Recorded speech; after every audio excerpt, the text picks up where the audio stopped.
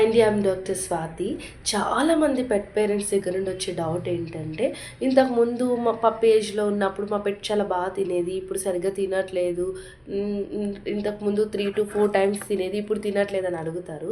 Actually ఏమైతది అంటే, ఒక సెక్షువల్ మెచ్యూరిటీ వచ్చే వరకు లైక్ 8-9 మంత్స్ వరకు ఈ పెట్‌కి ఏంటంటే బోత్ మెయింటెనెన్స్ ఎనర్జీ కావాలి, యాస్ వెల్ యాస్ గ్రోయింగ్ కోసం మోర్ క్యాలరిక్ ఫుడ్ కావాలి అండ్ మోర్ వైటమిన్స్, మినరల్స్ కావాలి.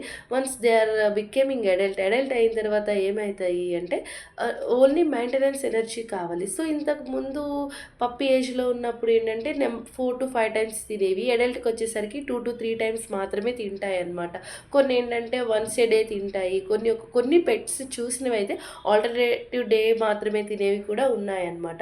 ఎప్పుడైనా సరే మీ పెట్ మోర్ దాన్ 2 డేస్ కన్నా ఫుడ్ ఎక్కువ మోర్ దెన్ 2 డేస్ కన్నా ఎక్కువ ఫుడ్ తీసుకోకపోయినా, లేదంటే వామిటింగ్స్, మోషన్స్, వెయిట్ లాస్ ఉంటే then you rush to hospital.